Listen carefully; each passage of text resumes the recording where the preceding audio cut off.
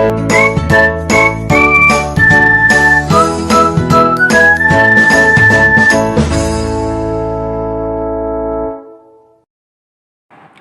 जीनियर्स, welcome back to my channel.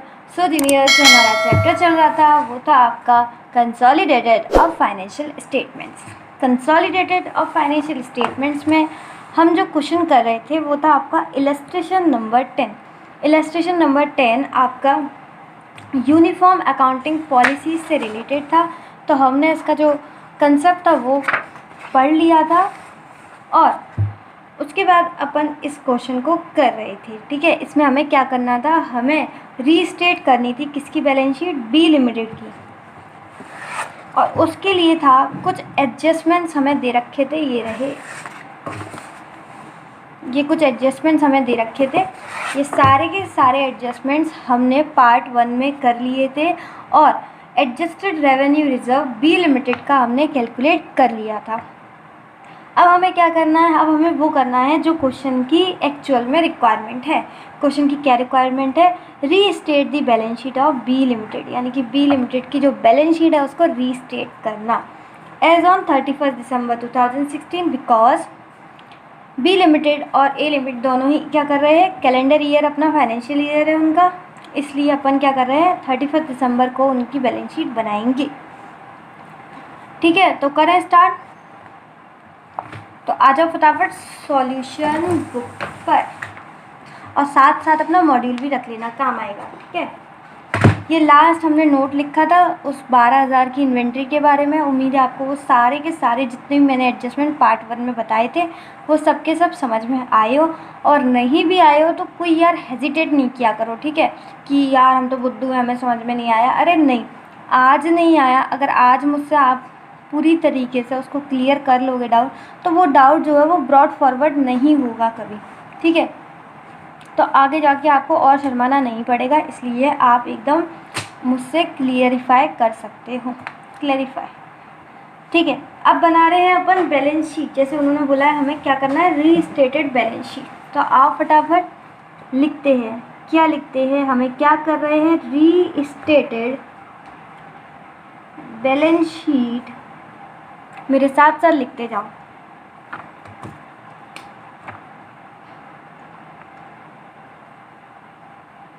अरे चल जा मेरे भाई, चल जा चल जा चल जा। लॉकडाउन में इन सारे पेनों की ऐसी ही हालत हो रही है, क्या किया जाए। रीस्टेटेड बैलेंस शीट किसकी, बी लिमिटेड की, ऑफ बी लिमिटेड की। कब बना रहे हैं, एज एट 31 दिसंबर 2016। ठीक है, फिर सिंपल सा इसका फॉर्मेट होता है पर्टिकुलर्स नोट नंबर अमाउंट। तो चलो फटाफट से लिखते हैं। पहला हमारा क्या होता है, अपना वही बोरिंग सा फॉर्मेट, इक्विटी एंड लाइबिलिटीज़। जैसे कि आपको पता है दो चीज़ें होती है, लाइबिलिटीज़ और एसेट्स। और जब हम कंपनी की बैलेंस शीट बनाते हैं तो इक्विटी, लाइबिलिटीज़ एंड एसेट्स। तो पहले अपन क्या बना रहे हैं, इक्विटी एंड लाइबिलिटीज़। इसमें पहला जो आएगा वो आएगा share holders funds. Share holders fund, तो शेयर होल्डर्स के क्या क्या फंड होते हैं बताओ, दो चीज़ें, ए और बी। ए होता है शेयर कैपिटल, उनकी शेयर कैपिटल होती है, और बी उनका प्रॉफिट्स में भी हक होता है, यानी रिजर्व एंड सरप्लस। तो पहला हो गया अपना इक्विटी, अपने लिख लिया। अब हमें क्या लिखना होगा, लाइबिलिटी। ठीक है, लाइबिलिटी में आपके दो आते हैं, एक non current liability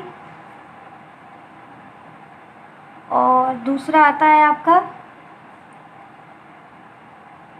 current liabilities. यानी कि अगर मैं टोटल बात करूं तो तीन चीज़ें आती हैं, क्या क्या, शेयर होल्डर्स के फंड यानी अपना इक्विटी, लाइबिलिटी में आपके नॉन करेंट लाइबिलिटीज़ और करंट लाइबिलिटीज़। यानी इक्विटी एंड लाइबिलिटीज़ जो हेडिंग है उसमें अपनी तीन चीज़ें आएंगी। ठीक है, और शेयर होल्डर्स फंड्स में कौन आएंगे, शेयर होल्डर का जो फंड होता है, क्या क्या होता है, शेयर की कैपिटल, शेयर कैपिटल और रिजर्व एंड सरप्लस। ठीक है, इतना समझ में आया। अब ये देखो, हमेशा हम क्या करते थे, पहले शेयर होल्डर फंड सेकंड लिखते थे माइनॉरिटी इंटरेस्ट। जब भी अपन कंसोलिडेशन करते थे तब हम क्या करते थे, माइनॉरिटी इंटरेस्ट। पर भाई यहाँ पर हम कंसोलिडेशन नहीं कर रहे हैं, कंसोलिडेशन अभी नहीं हुआ है, कंसोलिडेशन से पहले की बातें हैं। हम कंसोलिडेशन से पहले क्या कर रहे हैं, बी लिमिटेड की बैलेंस शीट को रीस्टेट कर रहे हैं। तो ये सिर्फ किसकी वो बैलेंस शीट है आपकी, बी लिमिटेड की रीस्टेट कर रहे हैं। यहाँ पर हम कोई कंसोलिडेशन नहीं कर रहे हैं, इसलिए हमने यहाँ सेकंड नंबर पे माइनॉरिटी इंटरेस्ट नहीं लिखा। आई ना बात समझ में? Very good. अब इनके अमाउंट लिख के, तो देखो एडजस्टमेंट के अकॉर्डिंग आपने देखा था शेयर कैपिटल में कोई भी चेंज नहीं आया था। तो शेयर कैपिटल कितनी है आपकी, है 5 लाख। तो एज इट इज़ अपन 5 लाख लिख देंगे। आ जाओ, शेयर कैपिटल कितनी है, 5 लाख। रिजर्व एंड सरप्लस, ये तो अच्छी बात है कि हमने पार्ट 1 में इसे कैलकुलेट कर लिया था। कितना था, एक सेकेंड, देखो रिजर्व एंड सरप्लस हमने वर्किंग नोट नंबर 1 में कैलकुलेट कर लिया था। कितना आया था, 6,91,000। ये 6,91,000 कब आया था, जब हम इस इलस्ट्रेशन नंबर 10 की पार्ट 1 की वीडियो में करा था। ठीक है, उसका मैं लिंक आपको डिस्क्रिप्शन में दे दूँगी। अगर नहीं देखा पहले वो जाके देखो, क्वेश्चन समझना है तो उसके बाद बैलेंस शीट बनेगी। तो कितना था मैं तो भूल गई, दोबारा देखना पड़ेगा। 6,91,000 ये कहाँ पर कैलकुलेट करा है हमने, वर्किंग नोट नंबर 1 में। शेयर कैपिटल में कोई चेंज है नहीं है, रिजर्व एंड सरप्लस में हमने कैलकुलेट कर लिया जो चेंज था 6,91,000। सारी की सारी एडजस्टमेंट करा के जो रिजर्व एंड सरप्लस आया वो कितना आया, 6,91,000। अब आते हैं अपन नॉन करंट लाइबिलिटीज़ में। तो अगर आप बैलेंस शीट देखो, ये मेरे पास बी लिमिटेड की बैलेंस शीट है, यहाँ पर कोई भी नॉन करंट लाइबिलिटीज़ नहीं दे रखी। तो नॉन करंट लाइबिलिटीज़ में आप कर दो डैश। अब आते हैं करंट लाइबिलिटीज़ पे। तो एकदम सिंपल एंड सॉर्टेड आपकी बैलेंस शीट चल रही है, मुझे नहीं लगता कोई दिक्कत आ रही होगी। करंट लाइबिलिटीज़ ये रहे अपने, पहला है ट्रेड पेबल, तो लिख लो ट्रेड पेबल अपने साथ साथ रखना। दूसरा है बैंक ओवरड्राफ्ट और तीसरा है प्रोविज़न। तो पहला आपका ट्रेड पेबल, दूसरा है आपका बैंक ओवरड्राफ्ट। बैंक ओवरड्राफ्ट मतलब कि शॉर्ट टर्म बोरोइंग्स। और थर्ड है आपका सी प्रोविज़न, यानी शॉर्ट टर्म प्रोविज़न। तो 3 तरीके की आपकी करंट लाइबिलिटीज़ हो गई। एक आपका ट्रेड पेबल, बैंक ओवरड्राफ्ट मतलब का आपका शेयर शॉर्ट टर्म बोरोइंग्स, और थर्ड है आपका शॉर्ट टर्म प्रोविज़न। तो ये बहुत ही आसान है क्योंकि इन तीनों में जो है वो चेंज नहीं आया है। तो ट्रेड पेबल कितना आएगा आपका, 4,94,000 ये हो गया। बैंक ओवरड्राफ्ट यानी कि शॉर्ट टर्म बोरिंग्स कितनी है, 1,70,000।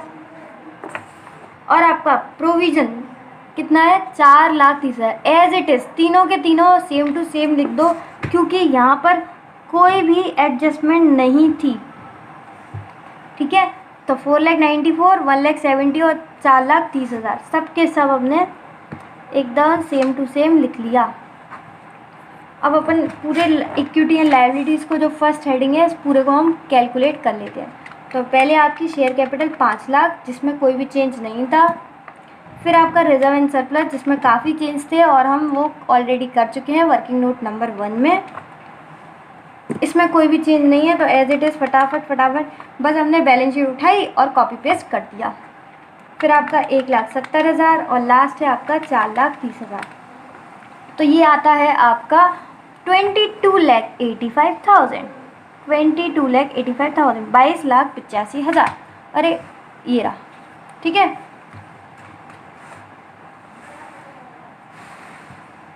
कुछ रह तो नहीं गया, कुछ रह गया तो पॉज कर लेना, ठीक है ना। आ जाए, अब अपन आते हैं सेकंड। तो इक्विटी एंड लायबिलिटी हो गया। अब कौन बचा अपना, एसेट्स। कौन बचा, एसेट्स। अब दिख रहा है। एसेट्स में कौन आते हैं, जैसे लाइबिलिटीज़ में आते हैं नॉन करंट करंट, उसी तरीके से एसेट में भी आते हैं आपके पहला नॉन करंट एसेट और दूसरा current asset. Non current assets और दूसरा आपका आता है करंट एसेट्स। ठीक है, फिर नॉन करंट एसेट्स में भी आपके दो आते हैं, कौन कौन? Non current asset, non current asset में आपके दो आते हैं, एक आता है आपका फिक्स्ड एसेट्स और दूसरा आता है non current investment. Non current investment मतलब कि आपका नॉन करंट एसेट है, इसलिए इसके अंदर आता है। तो नॉन करंट एसेट में बोलो कौन का आता है? नॉन करंट एसेट में आता है एक आपका फिक्स्ड एसेट और दूसरा आता है नॉन करंट इन्वेस्टमेंट। अब फिक्स्ड एसेट में भी आपके दो आते हैं, एक आता है टेंजिबल और दूसरा आता है आपका इंटेंजिबल। तो बैलेंस शीट में जैसे कि आपने देखा तो इंटेंजिबल में कुछ नहीं है तो डैश लग जाएगा। अब अपन को टेंजिबल जो है वो कैलकुलेट करना है।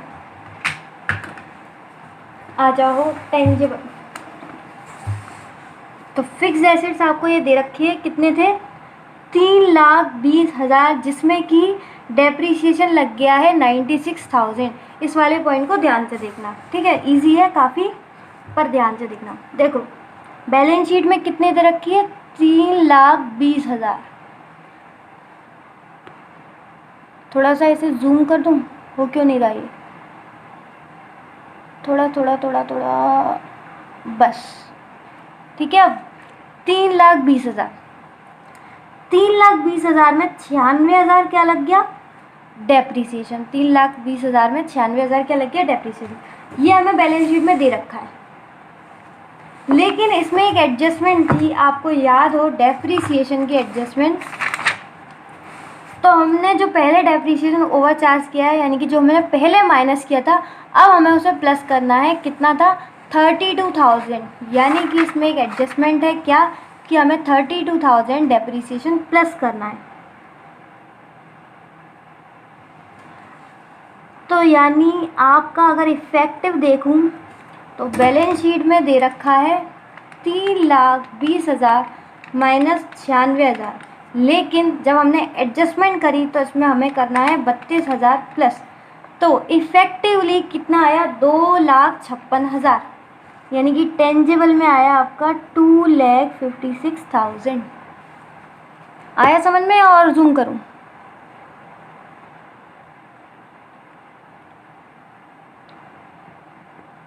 ठीक है, 3,20,000 में से डेप्रीसिएशन जो है ये तो 3,20,000 माइनस 96,000, यानी कि 3,20,000 माइनस 96,000, ये हमें बैलेंस शीट में दे रखा था। और एडजस्टमेंट का हमें सेकंड इफेक्ट जो करना था, तो हमने 32,000 को प्लस कर दिया और हमारा जो है वो आंसर इफेक्टिवली 2,56,000 आ गया।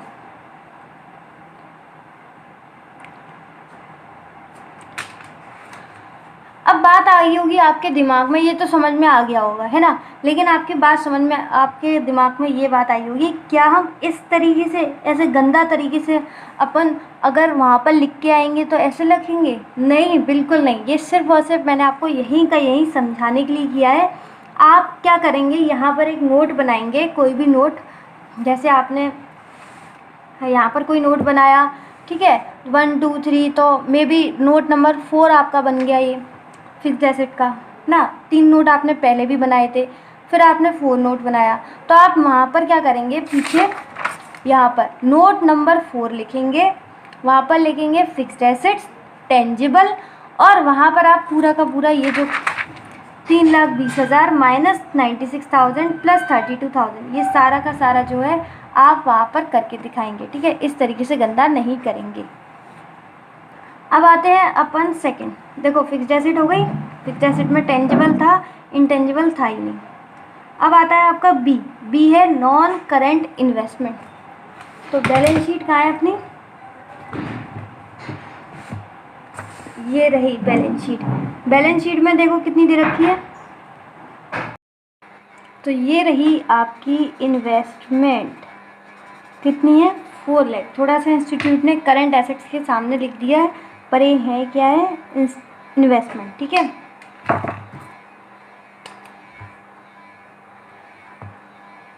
ऊपर जो थी वो फिक्स्ड एसेट थी और ये क्या है आपकी इन्वेस्टमेंट कितनी है 4 लाख। इन्वेस्टमेंट में जैसे कि आपको पता थी हमारी टोटल एडजस्टमेंट कितनी थी 4, उसमें इन्वेस्टमेंट नहीं था। तो इन्वेस्टमेंट जो है non current investment same to same as it is जैसी वहाँ पर है वैसी की वैसी कॉपी पेस्ट करी और 4 लाख हमने लिख दी। अब बात आती है करेंट एसेट्स की। तो करेंट एसेट्स कौन कौन से हैं? पहला है inventory, trade receivables, prepaid expenses और लास्ट कैश एंड बैंक। तो पहले हम चारों के नाम लिख देते हैं कौन कौन है। इन्वेंट्री, दूसरा है आपका ट्रेड रिसीवेबल्स, तीसरा है आपका प्रीपेड एक्सपेंसेस और लास्ट है आपका कैश एट बैंक। ये चारों के चारों आपको दे रखे हैं, ठीक है। इन्वेंट्री आपको कितना दे रखा है? इन्वेंट्री दे रखा है 7,42,000। कितना दे रखा है? 7,42,000।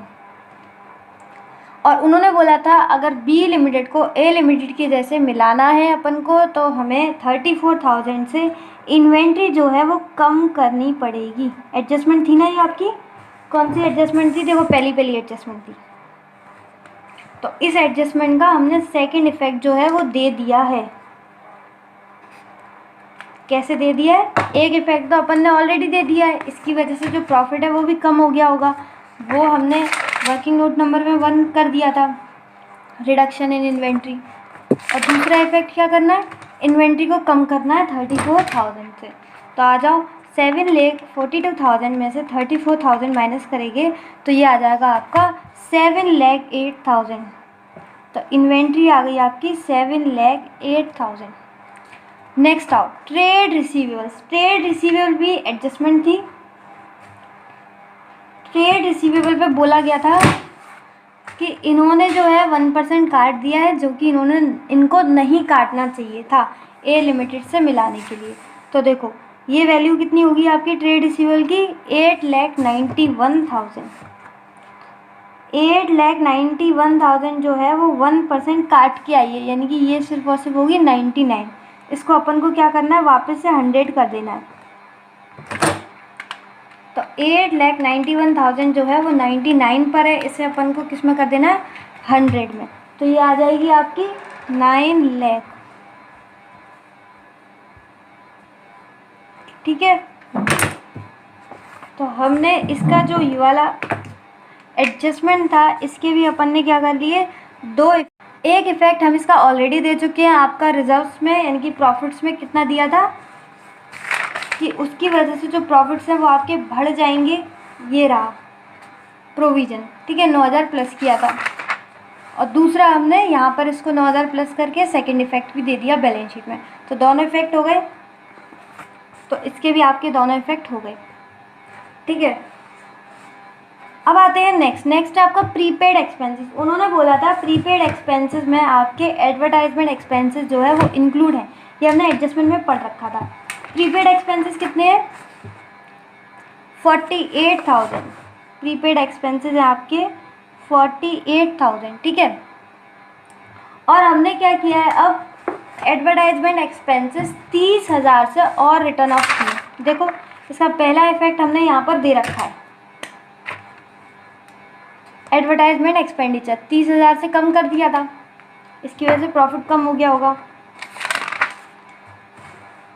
और एक हमें इफेक्ट यहाँ देना है, 30,000 से जो है अपन को प्रीपेड एक्सपेंसेस रिटर्न ऑफ करने थे। तो प्रीपेड एक्सपेंसेस हमारे 48,000 थे, जिसमें कि 30,000 जो है वो एडवर्टाइजमेंट एक्सपेंसेस रिटर्न ऑफ कर दिया है।